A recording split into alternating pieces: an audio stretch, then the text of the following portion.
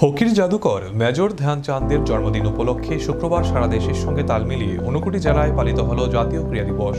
এদিন যুব বিষয়ক ও ক্রীড়া দপ্তরের উদ্যোগে শৈবতীর্থ ঊনকোটি প্রাঙ্গণে আয়োজিত হয় 1 ঘণ্টার বিশেষ যোগ প্রদর্শনী। অনুষ্ঠানের উদ্বোধন করেন ঊনকোটি জেলা পরিষদের সভাধিপতি অমলেন্দু দাস। প্রধান অতিথি হিসেবে উপস্থিত ছিলেন জেলা শাসক তমাল মজুমদার।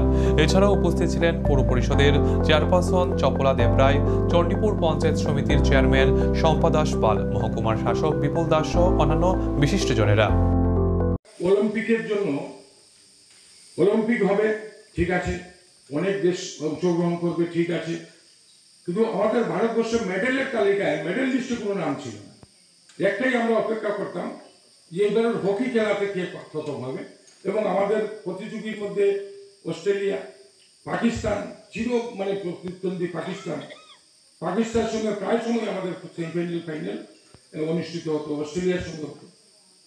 তো একটাই আমরা আশা থাকতো যে আমরা একমাত্র হকিতেই আমরা মেডেল আনবো। ওই সময় উনি তিনটে মেডেল আমাদের জন্য অলিম্পিক থেকে এনে দিয়েছেন।